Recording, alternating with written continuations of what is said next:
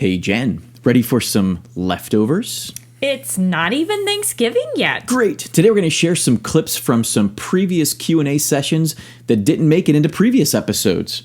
Let's do it.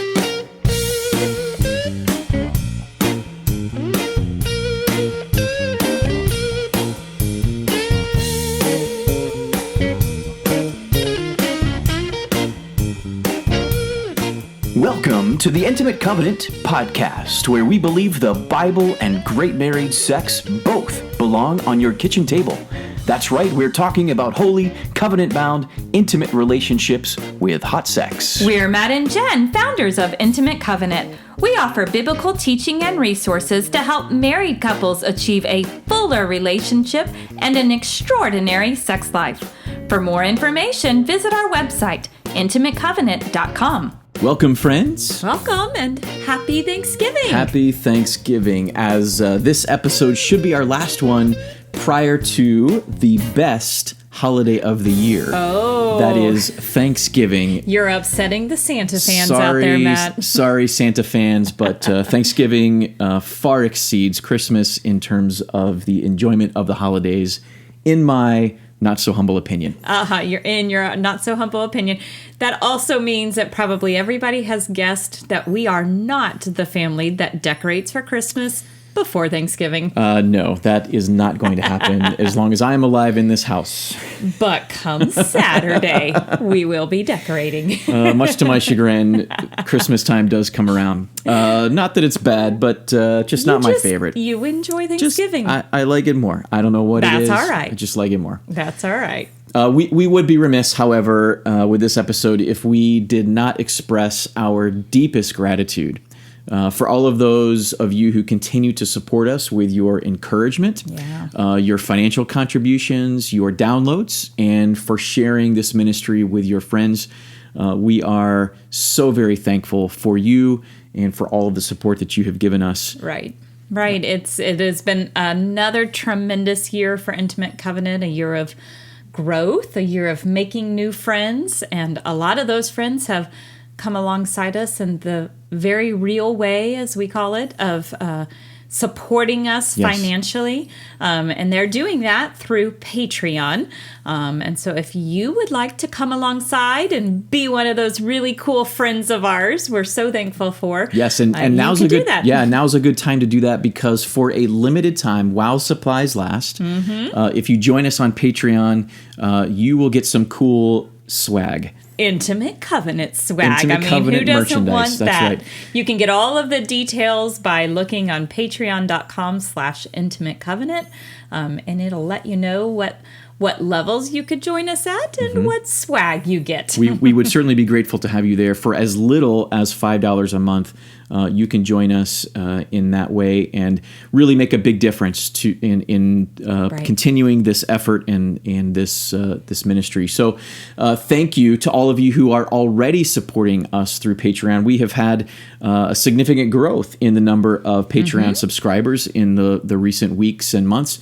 And we're excited about that, because that money does go to something more than paying our light bills. It is actually going towards Intimate Covenant and Intimate Covenant expenses, such as upgrading our recording equipment. Yes, but in spite of that tremendous generosity, we could not afford to hire an audio and video technical expert. We've had a lot of boxes arrive at our house with really cool new upgraded recording equipment, and we're still working on figuring it all out. So bear with us as we dial in these settings. Hopefully this is coming through in a decent way, but we hope to get that dialed in the coming weeks and episodes, and certainly we'd appreciate your feedback on that. If this sounds just terrible and you need to say, Matt, try again, please send that to us, and we'd be happy to try to make some adjustments.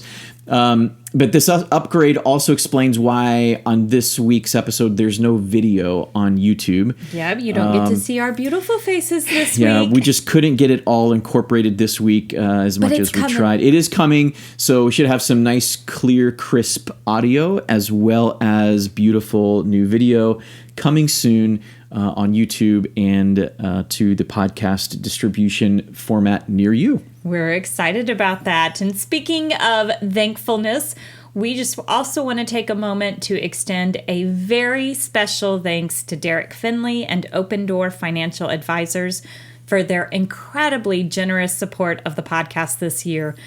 Derek has just been a tremendous blessing to Intimate Covenant, and we're honored to be partnering with Open Door in this really special way for us. Yeah, and equally so, we are grateful to Derek for the way that he has helped us personally with just expert and personalized financial advice. Open Door is truly a blessing to our family, and we are very thankful for Derek. And we know that he can help your family as well. And so that's why we just so very highly recommend Open Door Financial Advisors. You can and should get a hold of Derek at opendoorfa.com, where finances meet faith and family. So for this week's episode, we've chosen a few clips from various Q&A sessions that we've had over the past year that just haven't quite made it into a previous episode. Right. We just, as we put those together, we can never publish a full Q&A session from the various events we've been to because it would just make for a really long podcast. But some of them are just so good that, we hate not to share them. We hate to leave them out. And so we kind of collect those, if you will. And this week we're including them here for you. So here's what we're covering. Although, I guess before we get to that, let me just add, you may have a similar circumstance to some of these questions that are being asked.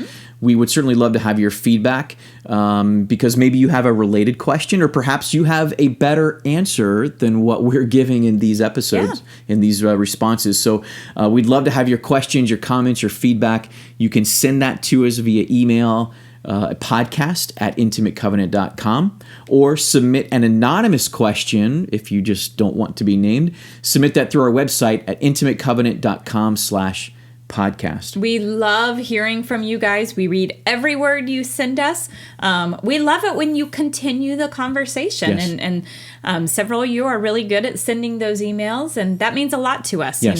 Matt and I have said all along, we're not here to be the experts. We're just here to start the conversation. So we love it when you tell us, hey, I think you got it right here, and have you thought about it from this aspect? Or maybe you just frankly got it wrong.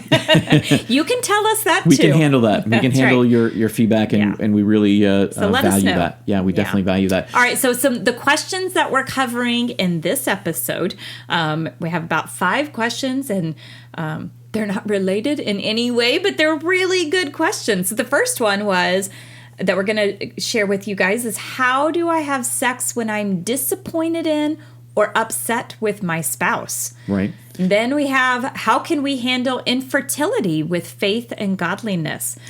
Another great question that Jen was excited to answer, should we film ourselves having sex? Then there was the question, how can I overcome body shame that's hindering my sexual enjoyment and relationship? And lastly, how to have deeper emotionally connective conversations. So great. Yeah. So these are all great questions. Yeah. We can't wait to share our responses with you on this episode right now. How can you be sexually open to your spouse when you are disappointed or upset at them? I chose this because I think it dovetails very nicely to the conversation we just had, right? How do you have sex when you're so frustrated at one another, right? Don't we often treat sex as like the icing on the cake? Like when the relationship's going well, we assume that's when we'll be having sex. But in the middle of conflict, do we turn towards sex? Sometimes you're turning towards sex just as a coping mechanism. You're just using it then. Yeah, for some couples, the best sex happens when they're fighting. There's a lot of passion that gets built up, and sometimes that's the best way to forget about the real problems that we have in our relationship, and let's just focus on some temporary pleasure. But for most couples, when there is tension and anxiety and conflict in the relationship, sex gets it's the first thing to get pushed aside. How can I be intimate and loving with this person that I despise? And that's a fair question. That's a real question, right? We've all been there. I don't think it is helpful to force people to have sex. And I certainly would not suggest that. And don't you dare go home and say, Matt and Jen said you have to have sex with me.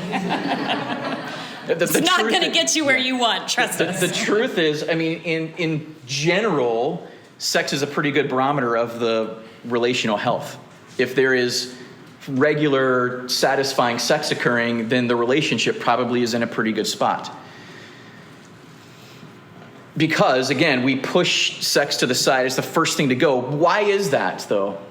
That's maybe a bigger question. Why is that the first thing to go? Well, because it requires vulnerability. And I don't want to be vulnerable with someone who is hurting me. The more they're hurting me, the less I want to open myself up to them. So, how do you have sex when you're disappointed or upset? Well, the first place to go might be to figure out why I'm disappointed and upset with them, and maybe let's try to work on that. But are you going to work out all of the conflicts and all of the problems that you have in one conversation, or two conversations, or three your conversations? Lifetime? No. So at some point, you have to get to the point where, you know what? We don't necessarily agree about how we're paying the bills this month, but I love you. I'm committed to you. We're going to do it together. We're going to figure out how this is going to work. I upset you yesterday. You upset me yesterday. I'm willing to get past that. I'm willing to forgive you for that. And now we can use sex as a place for healing and for restoration and for building. And man, what a powerful tool. And guess what? When you're in those moments then of feeling that deep connection, well, that changes how you view that conflict, right? That changes what your level of upset or disappointment is. Does it make the problems go away? No. But your goal isn't to make the problems go away. Your goal is to be a we, not a me versus you. And sex is a powerful tool to do that. So stop treating it like icing on the cake. It's the glue it's the egg that holds the cake together. It is the glue of your marriage. Sex shouldn't just happen when everybody's feeling great and there's roses. Probably never happen if that's the case. Yeah. So when you're disappointed and upset, the place to go is, how do we rebuild our connection? Sex can and should be a part of that, but focus on rebuilding the connection. For a couple who are trying to have children but haven't gotten pregnant yet, how can we handle that situation with faith and godliness? Infertility, no matter how it comes, whether that looks like just simply inability to conceive, or even having miscarriages. Infertility is certainly a place of grief and struggle. And sometimes infertility, maybe that's not the right term, but sometimes that's just simply a choice that a couple has had to make because of circumstances. And that also can be very challenging and very difficult.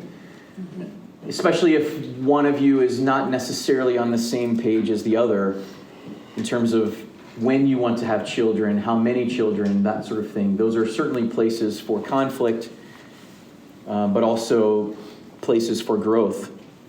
And there's a lot of pain that gets associated with infertility, whatever scenario you might be walking through within that.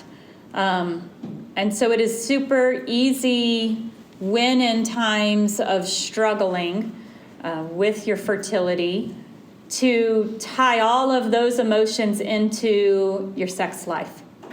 And your sex then becomes about creating or not creating a child.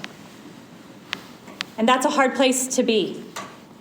And so our advice to you would be, to the best of your ability, number one, acknowledge that. Be upfront with one another.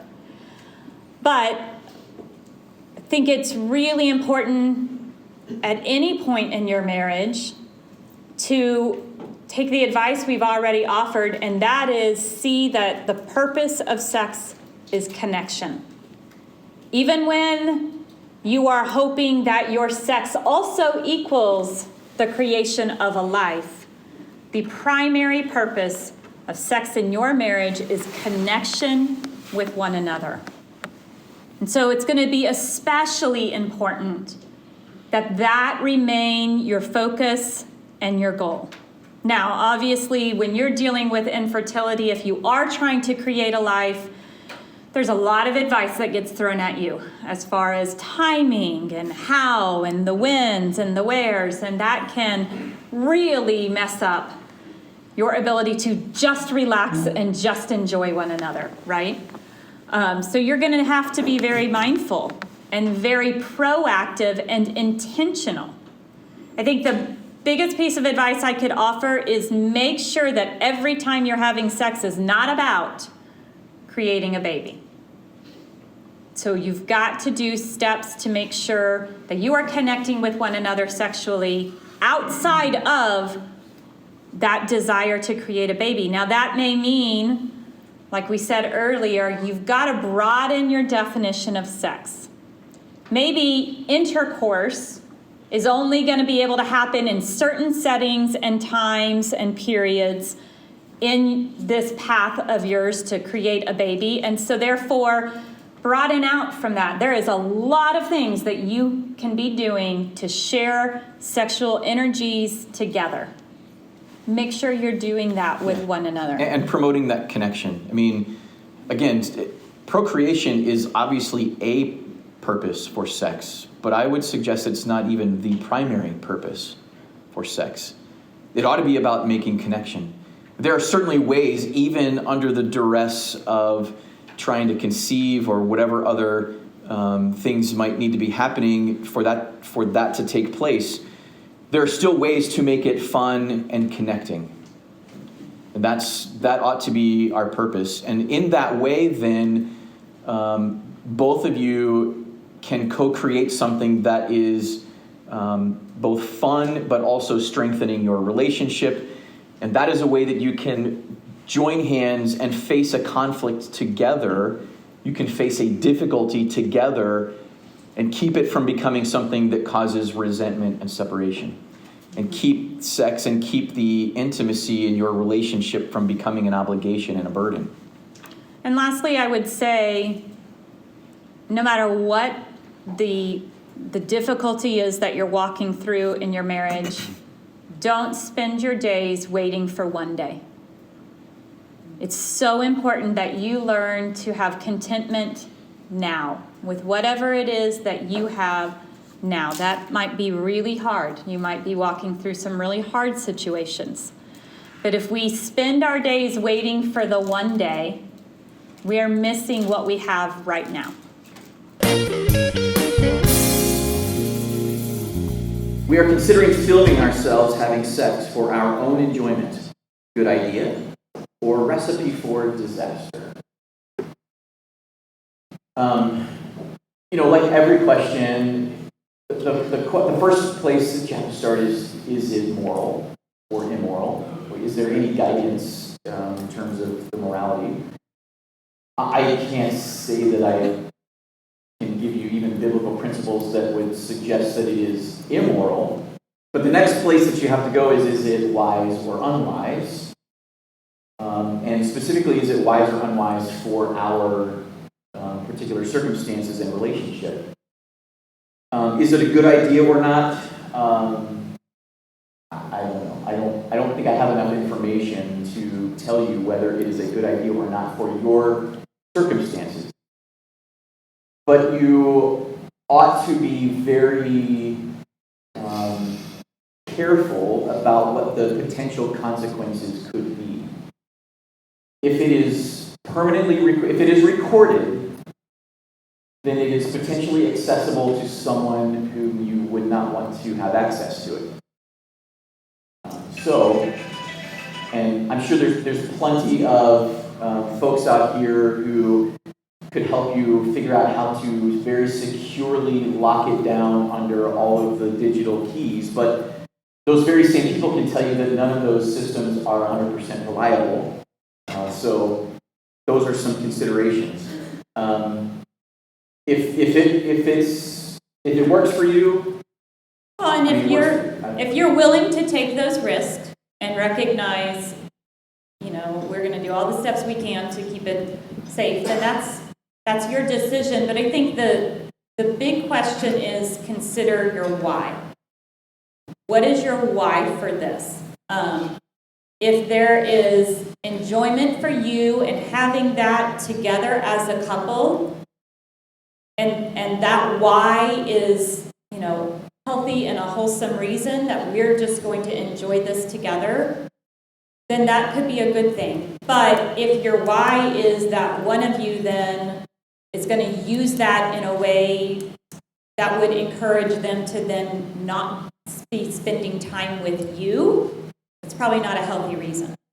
So if your why is, well, we're going to create this, and then when I don't want to have sex with you, you could just go look at that and take care of things.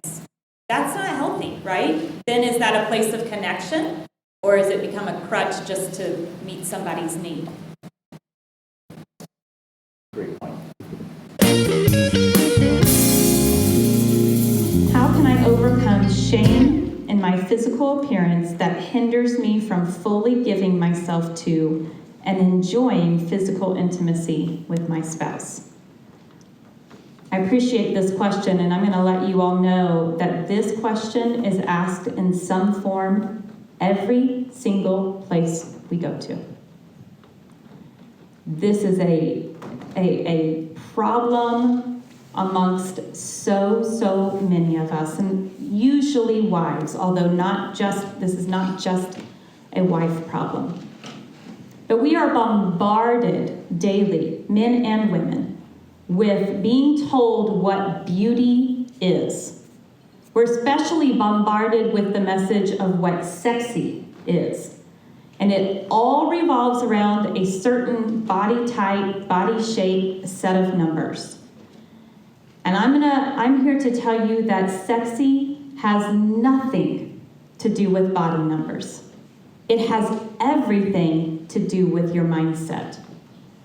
You can choose how much power you're giving to Satan, because he is the one who is trying to get you to decide that he gets to define beauty. When you listen to him, you're giving him power, and you're allowing him to rob you of the very thing that God said, I love you so much, I am giving you this beautiful, precious, perfect gift with your beloved. Don't give Satan the power to rob you of enjoying what God has given to you. I think it's important that, and the person who asked this question even uses the term shame. Mm-hmm. I appreciate your use of that language, especially in light of how we have used that language today. But I think something that's really important, when I am feeling shame over something, it is critical to first recognize where is the shame coming from. Because shame is the feeling that I am not living up to a particular standard. The question then to ask myself is, do I have shame because I am not living up to God's standard, or is it to some other standard that I am failing? And if it's not God's standard, then my shame is illegitimate. My shame is unnecessary. If my shame is because of man's standard or someone else's standard or wherever place that standard might be, then I have put more value in that standard than in God's standard. And guess what that's called in the Bible? Idolatry. You want to know what idolatry is? Not falling down and worshiping wooden statues.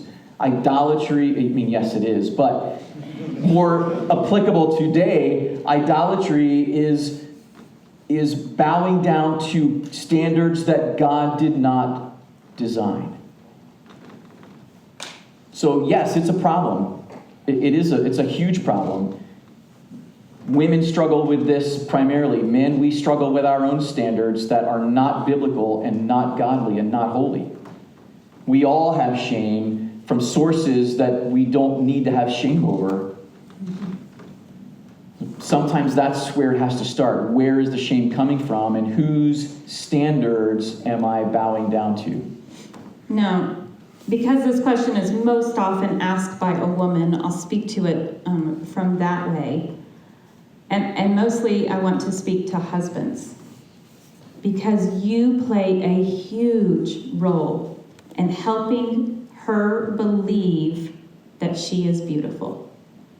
You are the loudest voice.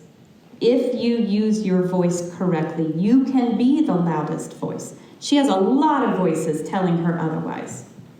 But it is your job to proclaim her beauty. And that's not just the physical, what you're seeing, but proclaim her beauty in every way. Help her know that you see her as beautiful in every way. Especially, she needs to know that you see her as beautiful today. Not the woman you married 20 years ago. Not who you hope she'll be when she's 15 pounds lighter. But that you see beauty today and what's before you. And you get to determine that, men. You get to decide what is beautiful. And God has commanded you to find your beloved beautiful. Yeah, I can't say it better than that. But husbands, you have a big part to play in this. It's not your problem to get over, but you have a big role to play. And your wife knows what you think of her. She knows what you think of her body. Whether you use the actual words or not, she knows.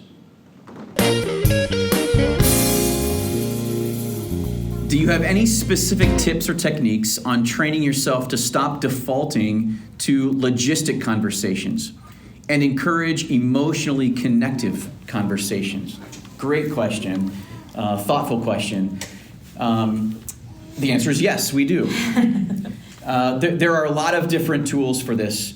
I think one of the simplest and easiest tools for you is to invest in a deck of conversation cards. Almost everybody makes these days. If you want specific resources, we can provide those, but you can go to Gottman.com. You can go to Ultimate Intimacy is another group. They have an app, and they also have physical cards that you can purchase that are just conversation starters. And they're questions that are beyond, like, what are we doing for dinner tomorrow? They are questions that just invite emotional exploration of each other. And they also have cards that have sexual topics as well, again, to help stimulate and introduce topics of conversation that are non-threatening. So one thing we frequently do is we take a handful of these cards with us on date night. And we might go through 10 cards in one evening. We might only go through one card, because often having that question can spur the conversation in a way that you wouldn't have maybe had the conversation without the aid of that question.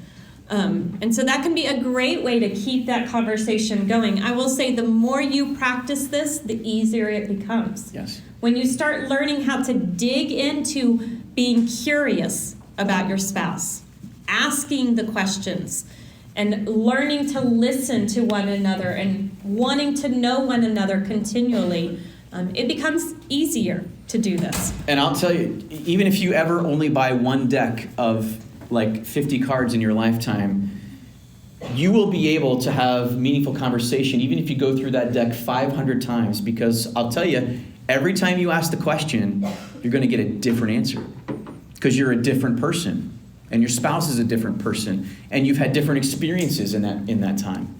It's a meaningful way to have meaningful conversations. Now, I think a part of this is often we default to logistics conversations because we're scared to be vulnerable. And so you've got to lean into, why am I afraid to be known? Maybe, why am I afraid to know my spouse? So often it's so much easier to just have those logistics conversations because there's a vulnerability that's required. Maybe there's been trust that's been broken and needs to be rebuilt. But you're not going to rebuild it in the silence. You're going to be rebuilding that when you are willing to start talking to one another.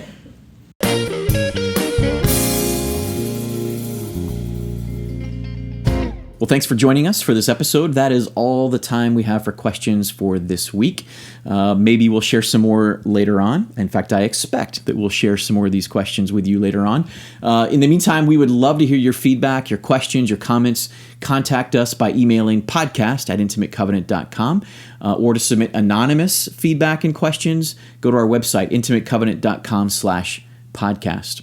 Thanks again to Derek and Open Door Financial Advisors for sponsoring this podcast.